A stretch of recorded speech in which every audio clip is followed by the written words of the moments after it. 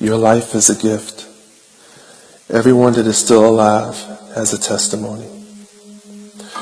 The purpose of this message is simply to share hope. Hope that no matter what you are facing in life, you will survive. I was in Baltimore, Maryland, touring with a major recording artist when all of this happened. We were supposed to stay at the Hyatt Hotel downtown by the harbor, but all the rooms were taken because of a sporting event that was happening the same night. So we had to stay in West Baltimore, in a rough area of town. It really didn't make a difference to me because I've been in hotels all across the country, good and bad. When I check into a hotel, I kind of have a pattern of doing things no matter where I am. I drop off my luggage, I joke around with the band for a little bit, and I go to the nearest gas station to get some junk food, Gatorade or Waffle House, IHOP, whatever is open. Then I come back and relax.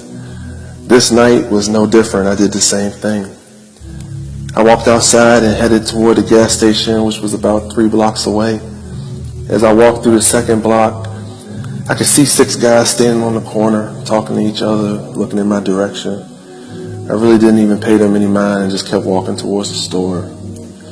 Just then I realized I left my wallet in my room. I turned around and went back to the hotel and got my wallet. My best friend, Lydell, who was a drummer that was on my band at the time, told me to stop going places by myself. I told him I was good, like I normally do, and went back to the store. I walked past the same group of guys, and they were watching me again. I continued to the store and got my usual Gatorade, candy, junk food, and headed back to the hotel. When I came past that same block, the same guys immediately just came towards me. Strangely, the whole street was clear and no one was on it, like I saw just a few minutes before. By this time, I figured out that they were a gang, and the leader came towards me and he said, "What you doing out here, homie?" I just turned to him and said, "I'm chilling, bro," and just kept walking. They circled around me and he said to me, "What's up with that phone?" At this point, I knew it had nothing to do with the phone, or nothing that I said or did had anything to do with what he was asking me. I figured they were going to rob me, so I didn't even respond. I just told him it was off and put it back in my pocket. Really, it was off though. Sprint had cut me off for being over my account spending limit. He walked closer to me and right in my face, and he said, "Well, you got to roll out, homie." At that point, he pulled out a .45 caliber gun from his jacket and he pointed it directly at me at point blank range. I didn't even have time to react. I heard the first shot and saw a bright light from the gun that blinded me, and I fell immediately to the ground. He stood over top of me and pointed the gun at me again. I said, "Peace out, homie." He fired 7 more shots into my body. Instantly, at that moment, just for a second, I saw an angel appear in front of me. The angel looked transparent and was kneeling down literally with both arms in front of him, as if every bullet was going through the angel. I knew it couldn't have been a figment of my imagination because I had no time to even think about this. I had no time to think about anything other than the pain I was feeling from every single bullet that was going in my body. When he finished shooting me, his other boys picked up shell casings that had fallen to the ground around me, and they laughed and joked with each other about how they just smoked me. Right then I heard God speak to me and tell me not to move. It was really strange because I wanted to yell, I wanted to scream, I wanted to breathe. I wanted to know if I was alive, but I couldn't do it. They were still looking at me. So I just laid there and didn't breathe. My eyes were still open, but they were fixed, even though I felt pain all across my body. For the first time in my life, I felt no pain from even not breathing, which was the strangest feeling I've ever felt. That's how I knew God was right there with me. As I continued to hold my breath, waiting for them to leave, I felt the blood all around me. When they finally ran to the car, I drove off. They drove off at full speed. I took my first breath. I remember softly yelling, "Oh God, God."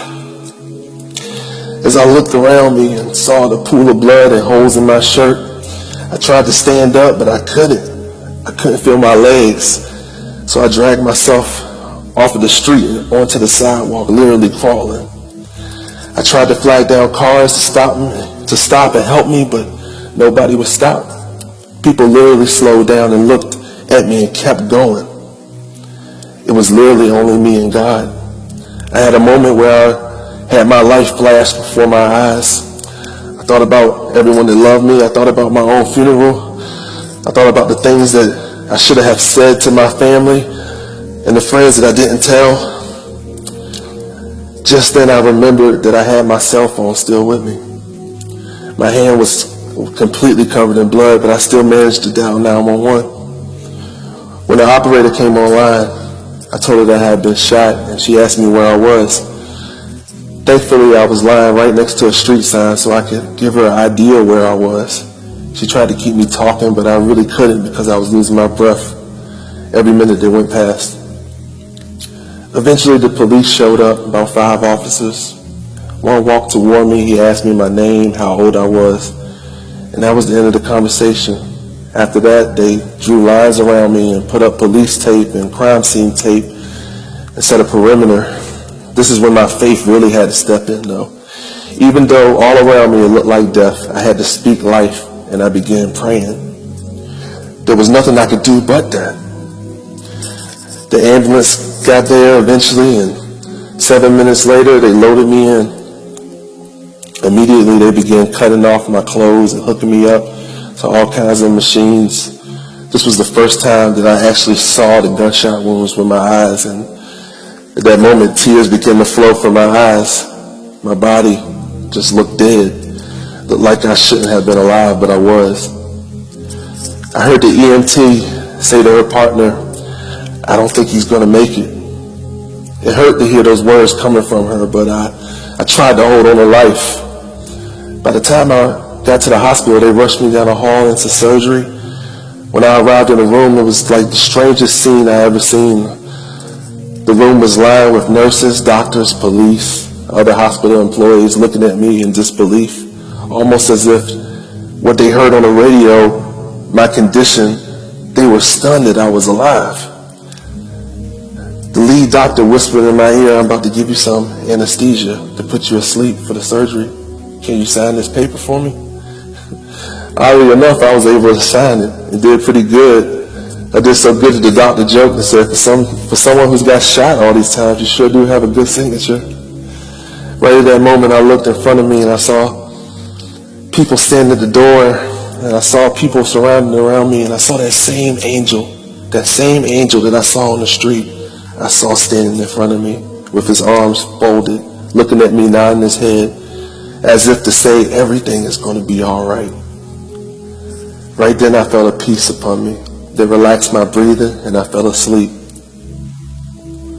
When I opened my eyes, I saw tubes all around me. I heard beeping sounds from all the machines. I saw bandages across my chest. I thought to myself, I'm alive. The first thing that I thought was, how in the world was I alive? There was a nurse standing to my left, and she looked at me right in the eye and said, "You made it. You made it, Marcus." A doctor came in the room and told me I was lucky to be alive. I knew luck had nothing to do with it. He proceeded to tell me that he performed an 8-hour surgery on me and removed half of my stomach, my whole spleen, half of my small intestine, reattached my colon, and removed half of my pancreas. I just looked at him in disbelief, but I believed him. I found out later that my doctor, he found God through my surgery. He acknowledged that it was not possible that he did the surgery by himself. Today I can walk. I had to learn how to do that all over again. Today I can play the piano even though I lost the feeling in my right hand. Today I can eat even with a half of a stomach. Today I can walk in peace because God gave me peace during the most chaotic time of my life. Today I know that God is a healer. Mark 9:23 says all things are possible to him that believes. Do you believe? I know that I do. I encourage everyone that hears my voice to do God now and not later. A common misconception is that you need to clean yourself up before you come to God. But the truth is, you just have to come to God and he will change you. God bless you all. God keep you. Remember that God is sovereign and bigger than every problem and every situation.